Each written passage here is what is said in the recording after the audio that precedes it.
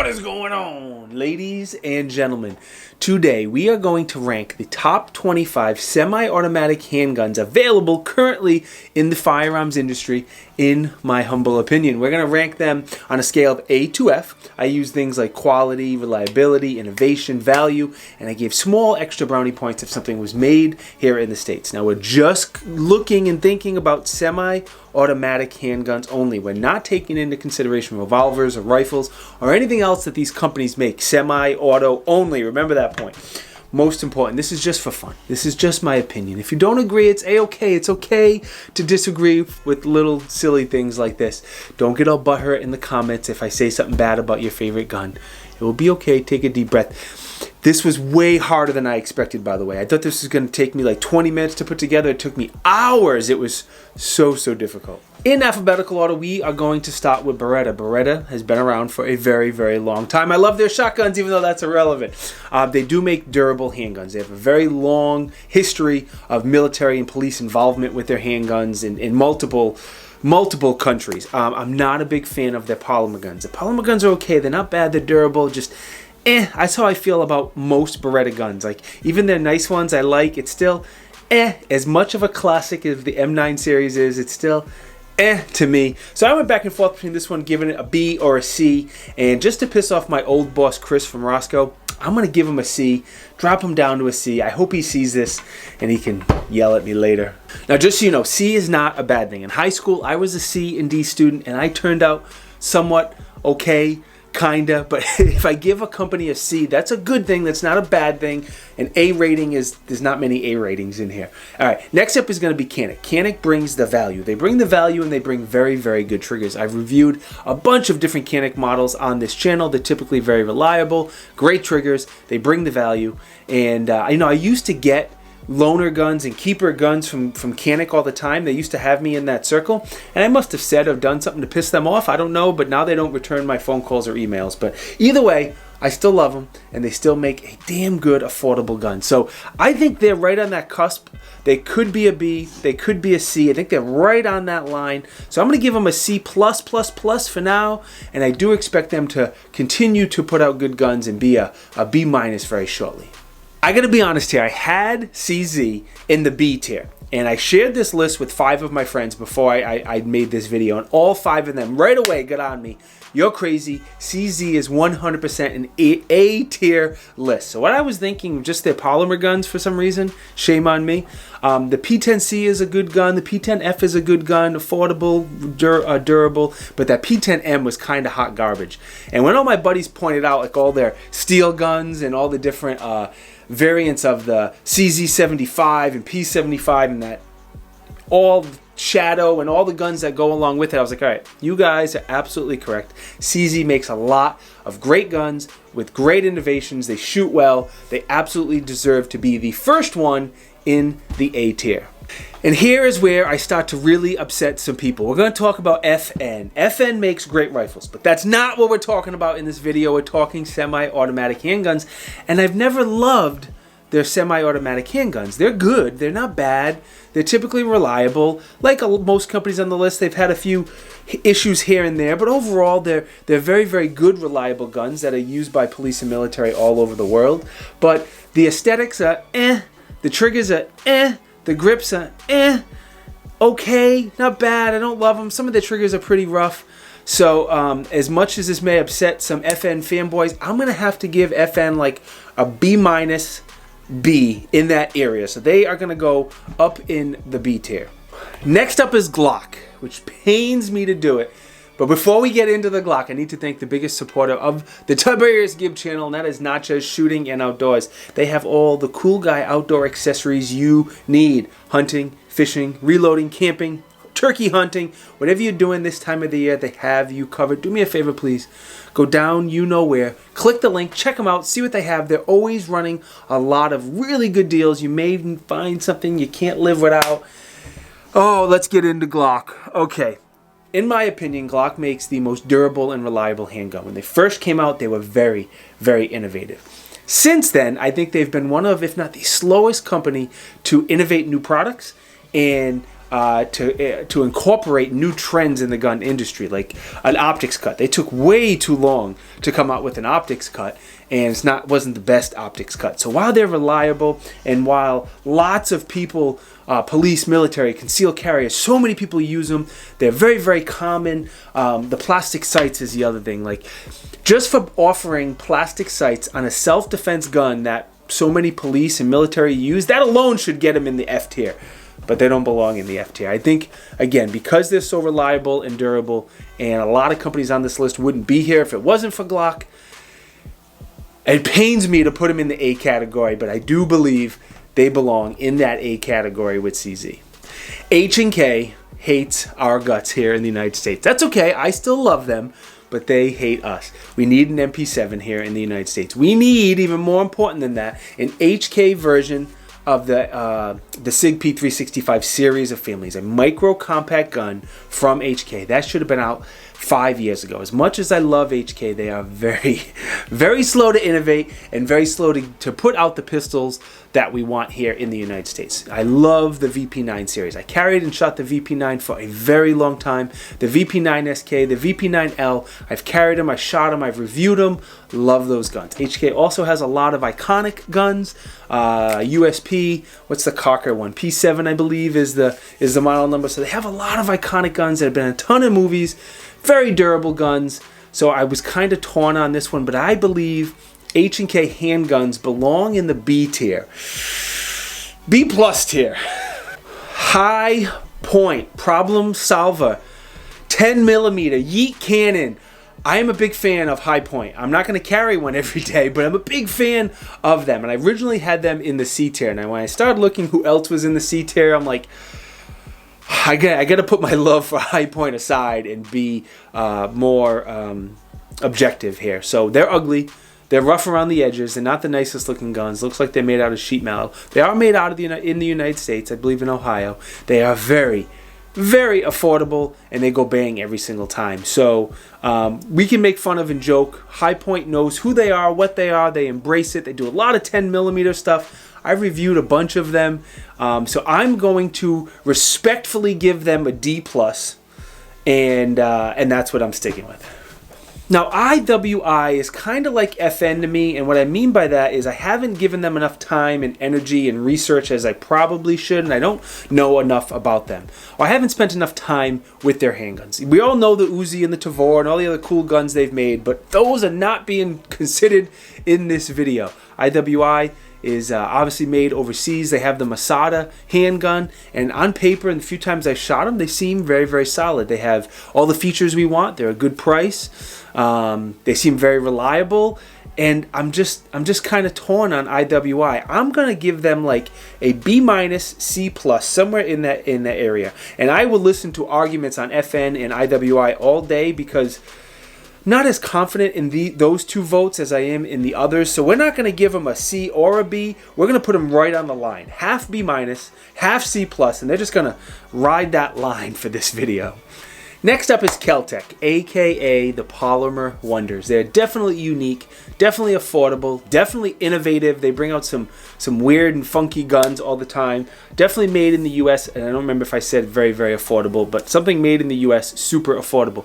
I've reviewed several of their guns, and all of them have been good to go, reliable. I think on the average they are very good. Now they don't make their version of a Glock 19. You know, that do-it-all size Glock 19 that almost every company on this list has. They don't make something like that, unfortunately. I would like to see them come out with a 9mm. I do love their shotguns and the Sub 2000 and all the other funky guns they sell, but again, those are not being talked about, not on this video. I think Kel-Tec deserves a very, very respectable C, solid C, and I can't wait to shoot the new Gen 3 Sub 2000, which is irrelevant for this video.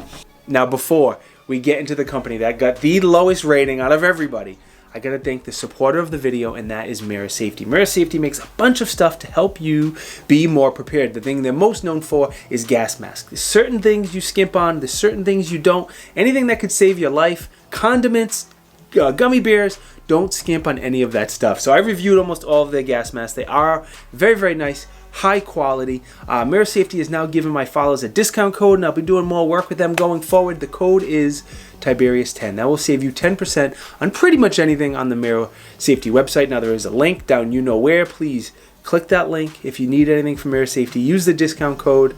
And let's get into the company who scored the lowest rating. The lowest person on this list is Kimber. Now, there's plenty of guns that I think are worse than Kimber that didn't even make it on the list. But of everyone on this list, I'm just not a huge fan of Kimber. Every time I talk to someone who works at a gun store, especially if they have an indoor range, they say they have more problems with Kimber than any other brand. I've reviewed a few Kimbers, and I had good luck with them, and they were okay. Their 1911s are decent. They're good. But I think for the same money, you're better off looking at Ruger or Smith & Wesson. They're polymer, Kimber polymer guns. I don't love them. They're double-stacked 1911. I don't know about that. And they have definitely had inconsistent quality over the years. So I think they deserve to be in the D tier, but on the lower end of the D tier. I'm going to give them like a D minus. So they still pass, but just barely. I love the Lone Wolf Dust 19. I've reviewed it. I keep on shooting it. It's a great gun. Lone Wolf did a great job. If that was the only gun they made, I would consider putting them in the A tier. The guns they came out with before it, they were okay. They get like a C minus-ish. They were good. They were okay, but I don't love them nearly as much as the Lone Wolf Dust 19. Now, they've not been making guns very long, and they've made huge improvements in a very, very short period of time. They've been making accessories for a long time, but they haven't making guns for too long. So I completely expect them to continue.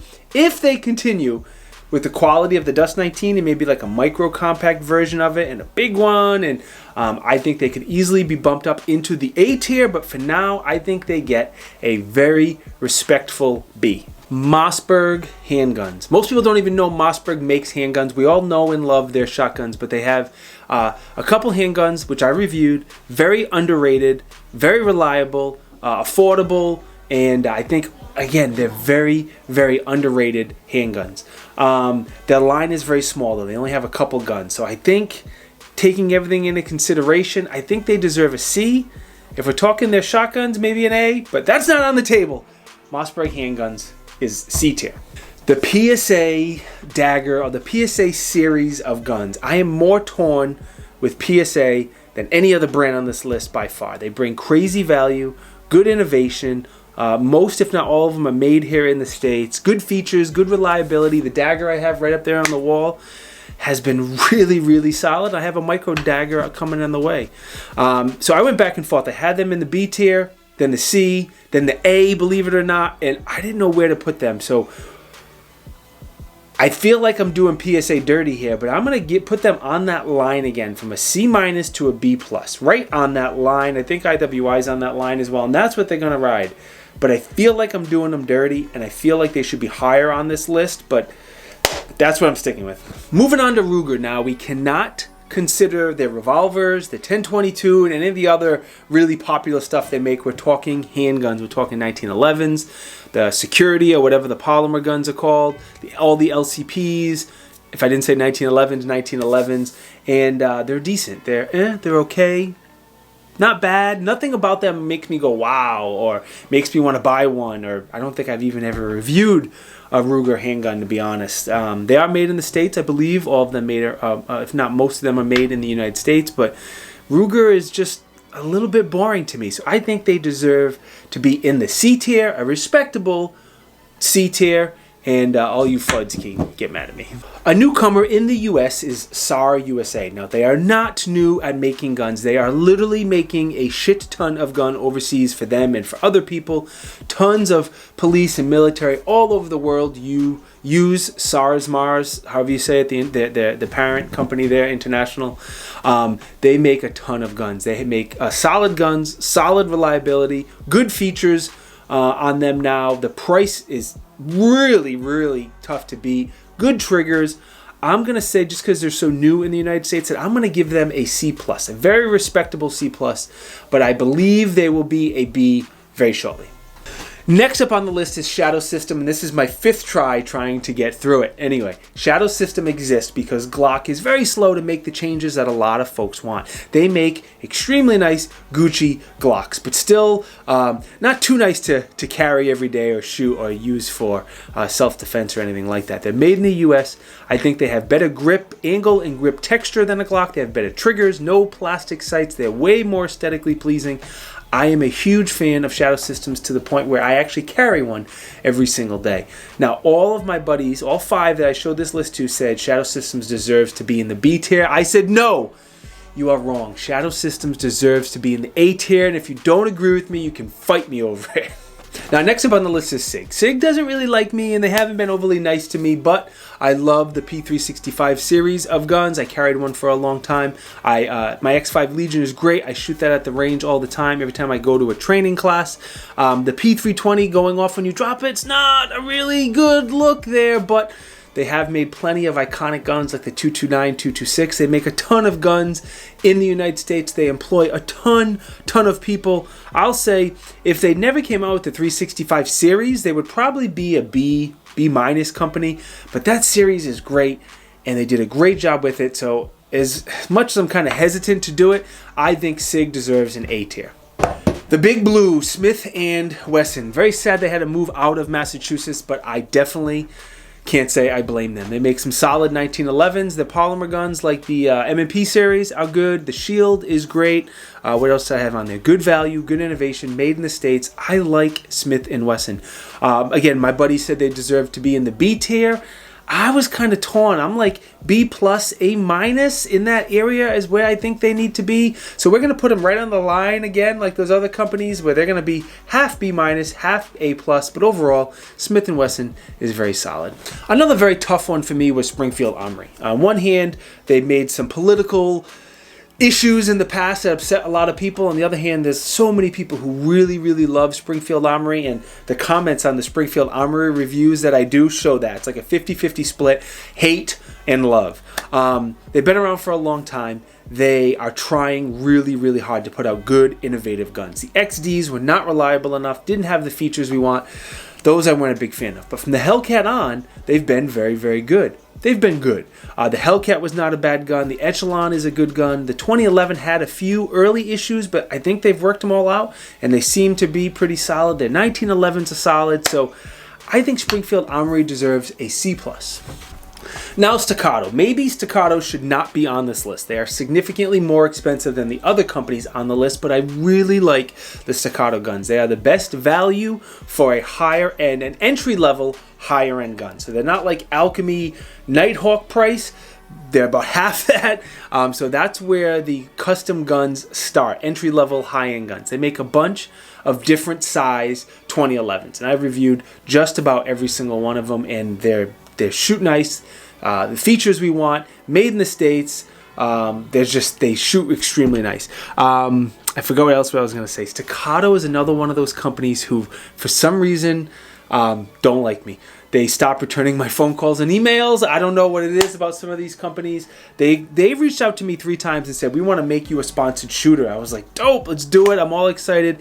And then they go crickets on me. And I would love to buy a Staccato if they would return my email or phone call. Staccato, if you're watching this, maybe respond so I can give you guys some money. Anyway, regardless of that drama I've had with Staccato, they make great guns. I love them, and I definitely think they deserve to be in the A tier.